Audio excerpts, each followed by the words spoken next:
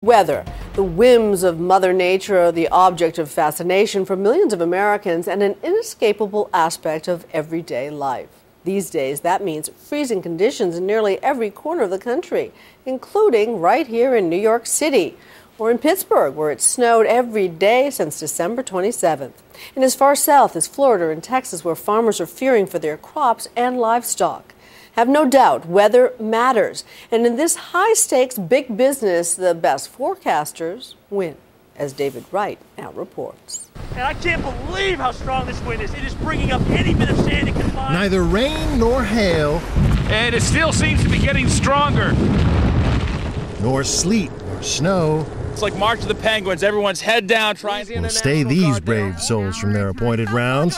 The only bridge to the mainland is closed. It's awful down here. This is the worst we've seen. The weatherman goes where the going is toughest. Their motto, bring it, Mother Nature. Bring it on. I'm interested in weather because I like all of the weather experiences. I'm fascinated by every one of them. Windows blown out, other side blown in. I'm fascinated by the power of a hurricane and the power of a blizzard in a snowstorm. I'm there because I'm interested in that experience. Good part of eastern Texas, get ready for an awful lot of wind and rain. I want to bring it to the viewer. And the thing you have to realize is weather is not just information, it's business, big business. In a storm like this, flooding is the real concern. Before the first flash of lightning. All those promos you see on your late local news? Tracking storms with Desert Doppler 15 HD. They're there because the station managers know weather sells. More than 300 kilowatts of Titan Doppler power. The weather touches everybody. It affects your life, how you dress, what you're going to do. Sports events are of interest, but they don't affect everybody. The news is of general interest, but the weather affects everybody every day, and it's a continuing story. The R in doctor is sitting here on the pavement and just, careful. How big is the weather business? The total weather business? Nobody knows for sure, but it's probably on the order of $5 billion. Joel Myers ought to know. Nearly 50 years ago, he may have been the first to spot the profit potential in weather. Chances are you've heard of his company. Now let's focus in on the Accuweather.com local forecast for Providence. Accuweather, for years synonymous with forecasting. The company headquarters, bristling with satellite dishes, is in tiny State College, Pennsylvania. This is the main operations room. This is one of our 3 floors. These are all meteorologists that are involved in preparing forecasts. Not just media outlets, Accuweather's customers include 70 Fortune 500 companies who pay for forecasts tailored to their individual needs. Government agencies, too. What are you fellas up to? Right now I'm going to be updating our PennDOT snow warning map. All right, that's PennDOT, Pennsylvania Department of Transportation, one of our clients. And they're working on an update for them right now on the snowfall amounts? Yeah, probably not going to change a whole lot, but the timing as well.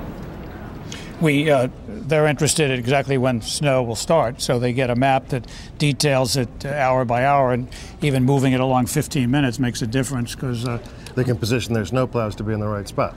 Right. Accuweather's bread and butter is local forecasting. On TV, on the internet, and on radio. Elliot Abrams, I have definitely heard you on the radio before. My condolences. I used to think AccuWeather forecaster Elliot Abrams followed me from city to city. Turns out he was always right here in this little room. Where have you been on the radio today?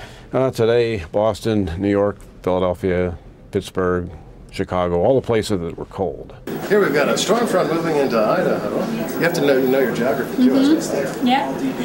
It's not as easy as Kate Bilo makes it look. She does the weather on TV. Some heavy rain down throughout the Mediterranean coast. We'll get there in just a minute. For AccuWeather customers around the world. You have to know your geography. You have to know exactly where everything's oriented because you're doing the weather for the whole globe. You're probably famous in places where you've never been. Maybe. I could walk down the street maybe in Bermuda and be recognized. Her competition definitely knows what that's like, and it's not usually a warm welcome. The Weather Channel's Jim Cantori made his name in the field, putting himself in the eye of the storm. It's interesting. I'll sometimes get a text or even a twit pic from somebody where there's a billboard coming into a town that said, Cantori, you're not welcome here.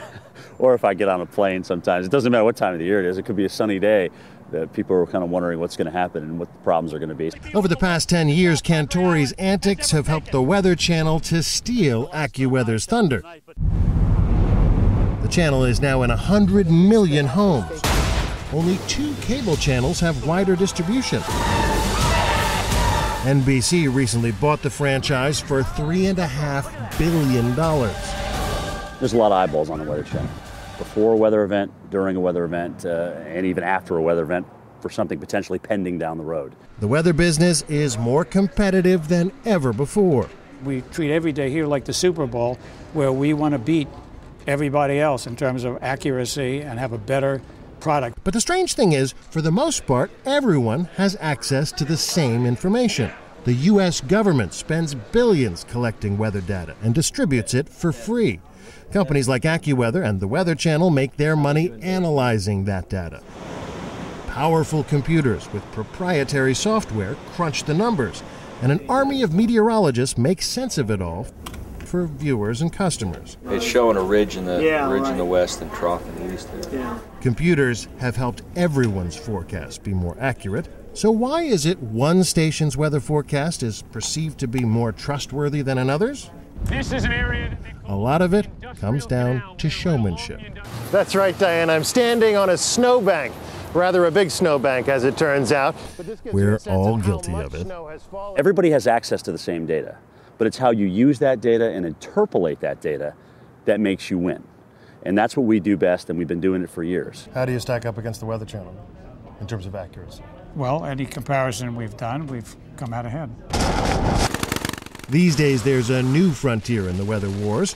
So here's multiple days. Smartphones, applications tailored to particular phones, providing immediate information directly to the customer. For example, we can tilt this to get radar. Bypassing the weatherman altogether.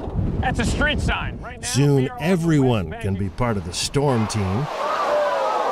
Just remember to pack a dry pair of socks. I'm David Wright for Nightline in State College, Pennsylvania.